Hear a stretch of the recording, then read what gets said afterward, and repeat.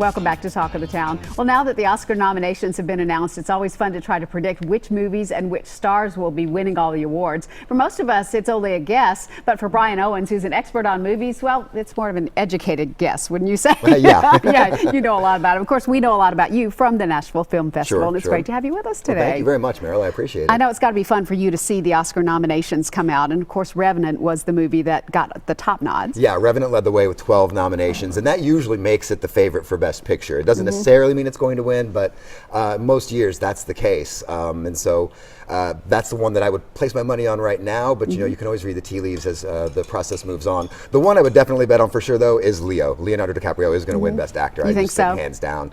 Yeah. It's not my favorite performance, but you know, he's got a body of work that people liked, and so I think he's the one to bet on. Yeah, some people are on the fence about this film. It's pretty violent, isn't it? It is. It's a dark one. So if you shy away from violence, I would definitely shy away from this movie. No, it normally doesn't bother me, but I found myself looking away a few times when I went to see it. But in terms of the craft of movie making, this is pretty much unsurpassed. It's very well made. I mean, the craft, the cinematography is great. The score is fantastic. That's all definitely there, and it's certainly a worthy film. Yeah. What's the story about?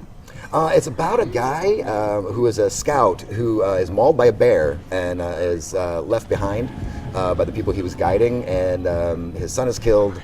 And so he survives and has to go find the man who took his son's life and seek revenge. Oh, man. Yeah, that does sound a little on the violent side. It is a tough one. All right, Spotlight is another movie we want to talk about. Yeah, and you know, when we bring that up, the director of The Revenant won last year, which means I don't know that he's going to win this year. And so Tom McCarthy for Spotlight, I think, is one to consider. Also possibly George Miller for Mad Max Fury Road, which received 10 nominations. He's never been nominated before in his 70s, and he delivered a great one.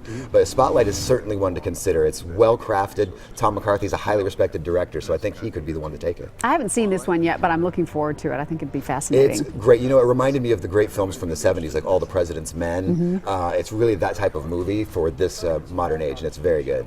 You know, one movie that's getting a lot of buzz now that we haven't heard a lot about before is the movie called Room. Yes, and a young actress named Brie Larson is the main reason for that buzz. But you know, her work got the buzz started, and then it led to a Best Picture nomination and a Best Director nomination for Lenny Abramson. She plays a young woman who was kidnapped at a young age and is held in a small room. And gives birth to a son. And so the movie is about her trying to protect her son from this world that's basically just their room. And it's amazing. You won't believe she's only 26 years old when you see this performance, because it is so real, so lived in, and so vibrant. Brie Larson is going to win Best Actress, I'm sure of it. You think she's a lock? Yeah, for that one? I would definitely lock it in. You know, there's some good competition in there. The Best Actress nominees are all great, but I think this is her time. Yeah. And she just delivers a wow performance that's completely worthy of the Oscar. It sounds like a fascinating movie. It is really fascinating. Bring some tissues. Really? It's got some rough moments there, but it is so worth seeing, and she's a revelation. Another one on my list is The Big Short. The Big Short is great, and when we talk about that, we want to talk about supporting performances. I do think Best Supporting Actor is probably going to be Sylvester Stallone for Creed. However, Christian Bale in The Big Short is certainly one to consider. Full of great performances. He's the one that got the nomination, and he's pretty solid. And then Supporting Actress, that's one of the toughest ones to call out of the whole race.